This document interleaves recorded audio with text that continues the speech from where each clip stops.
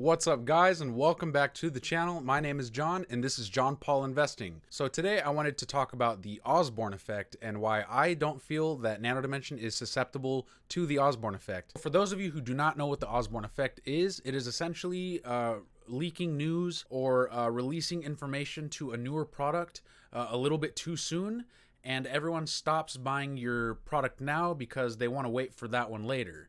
So essentially all of your sales go down the drain because no one's buying your product on the anticipation of a new product coming out. So a good example of this would be, let's say the iPhone 12 just got released and everyone's buying it up. And then they announced the iPhone 13 tomorrow, and they didn't even let the entire Apple customer base to even buy the 12, and now they're talking about the 13. So people are just going to wait on the 12 just to buy the 13. Or for the example in this video, which is using Nano Dimension, it is essentially saying that no one's going to buy the LDM, the Dragonfly LDM, because they're anticipating that the Dragonfly LDM 5000 comes out, or that's a terrible name, because they're essentially just waiting for a future model, and there's no reason to buy the LDM because the future model is going to come out. But before I got into the video, I wanted to remind you guys that WEBULL is offering up to 4 free stocks. All you have to do is go down in the description and click on that link, open an account, and deposit $100.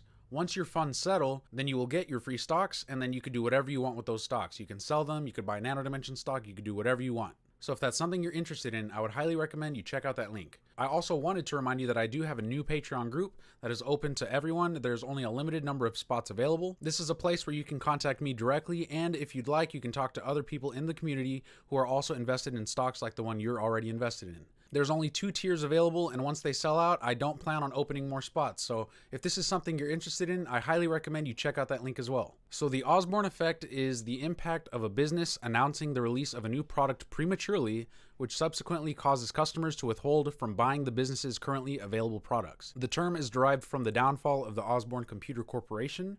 The company's founder, Adam Osborne, announced its new model of computer in 1983, over a year before it was ready to be released. The new model was marketed as a higher spec and lower priced, and all around more superior to the model currently on sale. As a result, the company's customers refrained from buying the old model or canceled their orders, choosing to wait for the new superior model instead. The company faced a sudden downturn in sales, which contributed to its filing for bankruptcy just 2 years later. Now, in order for this to happen to Nano Dimension, they would have to essentially release a really badass printer, and this printer is going to have to be so cheap that it doesn't even make sense to think about the current printers. The first thing you have to do to avoid the Osborne Effect is to be secretive. The best way to ignite interest in your product is to initiate rolling announcements. Your initial announcement should be vague but intriguing. Over the following months, release small hints and updates on development. You should only make the official announcement when your launch date is set and imminent. So far, Nano Dimension has been pretty good with rolling out announcements and giving us, some content to feed off of as investors.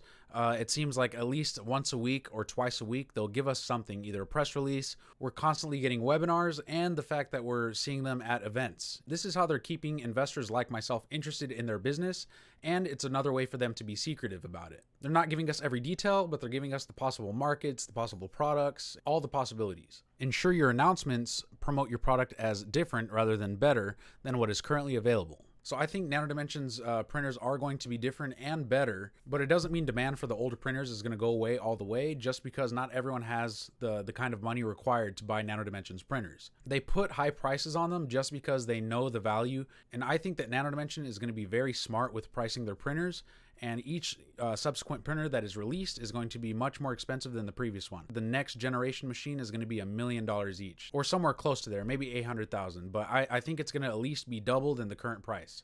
And while it has double the premium, it's going to be a significantly better machine. So I think the fact that it costs more is going to keep the whole market from getting this particular machine. I don't think this is something they should worry about. And you want to ensure that new versions of your product never reduce in price.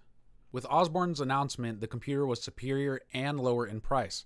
Of course, customers didn't want to pay more for an inferior product already on sale. So I don't think Nano Dimension even brings too much attention to the potential market in the retail consumer space. You can think of wealthy inventors and engineers who just want to get one of their printers just to experiment with it. Not everyone is going to have close to $500,000 to spend on a printer, so I think that the newer machines are going to be priced to keep them commercial and industrial and military, and then these other machines are going to be kept more for the consumer and smaller business market. I think newer machines are going to be mainly addressed to commercial, industrial, military specific customers, and that the Dragonfly Pro, for example, is going to be really good for someone with a small business, or for, you know, a wealthy, successful inventor or engineer that just wants to tinker and experiment with the Dragonfly printer. The addressable market is big enough to where I think they can address different price points for different products, and each of these products can be successful within their own segment. It's not really something that just goes away. They're essentially revolutionizing the manufacturing process of, you know,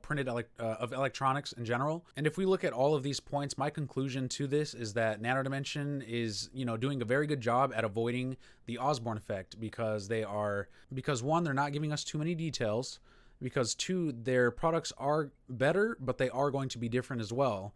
And three, they're never going to reduce the price on their printers. I don't see it happening. And because of those things, I am fairly confident that Nano Dimension will not fall or go bankrupt or dissolve because of the Osborne effect. I don't see it happening. Let me know what you guys think in the comments about the Osborne effect, and if this is something that you see happening to Nano Dimension. And if it is, let me know why. I want to hear your thoughts, and it's a way for you guys to talk with other people in the community. Besides that, it helps the YouTube algorithm, so thank you. But anyways, guys, that is it for this video. If you liked what you're watching, please go ahead and hit that like button.